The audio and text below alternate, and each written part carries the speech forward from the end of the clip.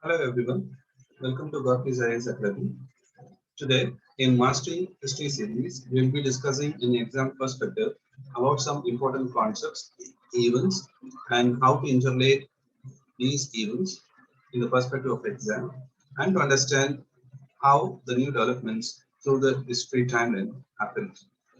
Today, we will be taking up the imperialism of Alauddin Khilji, and we will analyze how this imperialism shaped up his entire reform progress.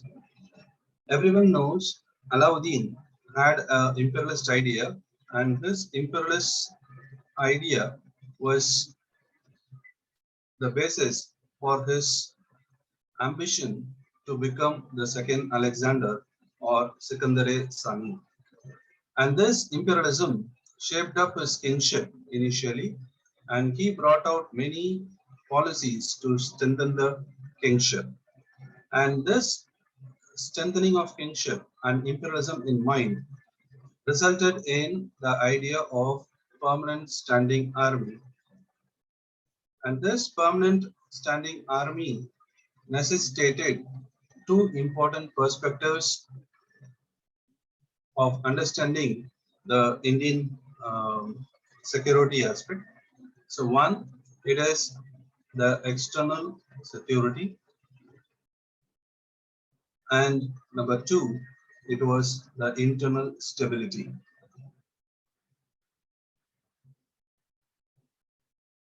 So this internal stability and external security were ensured by the idea of permanent standing army.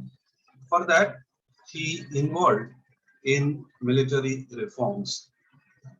And this military reforms shaped up the entire idea of permanent standing army with greater efficiency. And internal stability ensured the administration with peace and stability at large. So these two aspects were also achieved through permanent army. And this particular permanent army needs money. And this money was or revenue is generated by the economic aspect of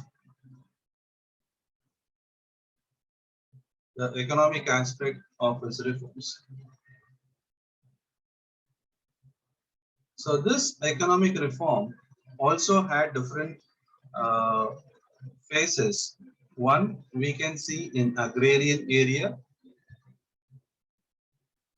and then we had it in revenue enhancing area, and the third perspective is market reforms, which is expenditure cutting area.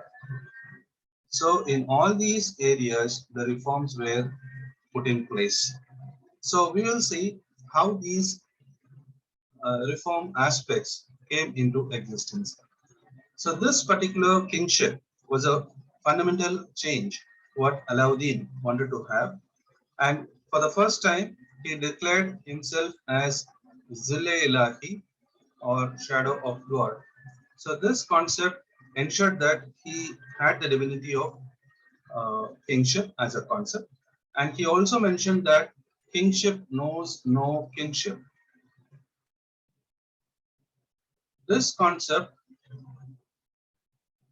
clearly indicated that he is supreme and he is supreme to everyone, and his words are final. So the kingship was absolute, and this absolute kingship resulted in the imperialist thought getting strengthened. So in order to have internal stability, when Alauddin came to power, he had large number of rebellions to be faced and suppressed. So he had a committee to inquire into these, and the committee came up with various recommendations. And the first one is to put the nobility under check. So the nobility were put under check by depriving them with certain privileges, and they were controlled through espionage, efficient espionage system under Bariday Mamalik. So, in order to strengthen administrative perspectives, he created two or three departments. One is Diwane Mushtakraj, and Diwane Mushtakraj was the one which calculated or assessed the entire worth of uh, wealth the nobility has amassed, and they were appropriated by the state on orders of Alauddin Khalji. Then we had Barade Mamalik, the head of the intelligence department, who is also acting as Daroga, a Dak Chowki. So this particular postal department, also headed by Barade Mamalik. So these officials ensured that the intelligence reached the king at the fastest pace. Thereby, any rebels or any other anti-national activities were nipped at the earlier stage itself. Then came with the intermediaries. He also ensured that the intermediaries like Put Mukadams were checked with their privileges and powers, and they were stripped of these powers and privileges. Thereby, the administrative stability and the administrative peace was ensured by Alauddin Khalji through these reforms. On the military side, Alauddin Khalji introduced two set of reforms. One, to check Mongols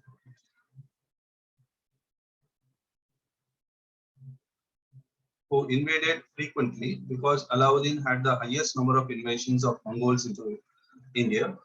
And the second one is the efficiency of the army.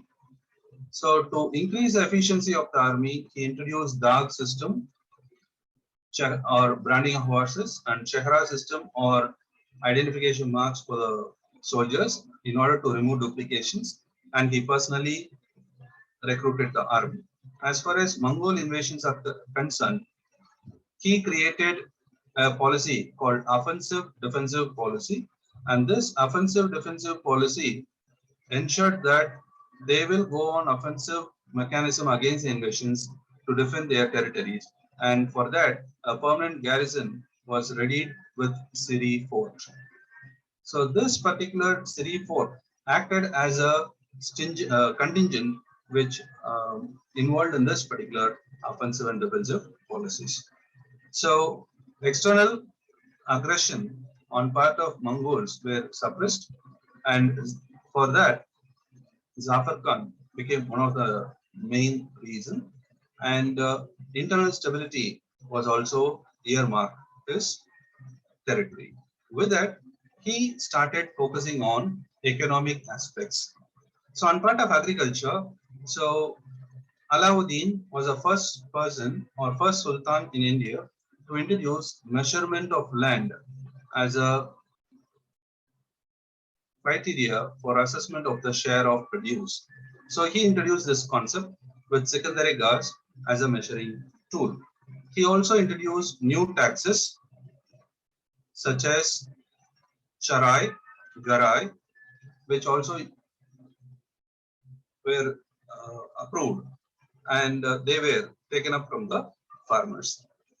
Apart from that, to increase the revenue, he increased the Kalisa land or the crown land. He abolished Ikta so that the number of Kalisa land increases, and he tried to provide everything in cash, especially for the officials in the army. They were deprived of Iktas and they were provided with cash as salary. So cash salary also one of the most important reforms what he provided. Thereby he increased the Kalisa land and increased the revenue for the state.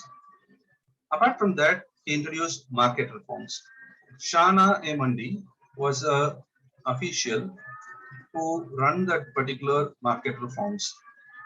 He was a person who was in charge of the markets, and a separate department, Diwane Riyasat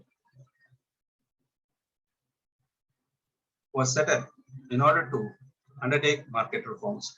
Diwan-e Riyasat or Ministry of Commerce supervised the market reforms, and Sultan also directly supervised the market reforms where he could reduce the cost of living of an individual soldier in the less amount of money where he was provided as salary.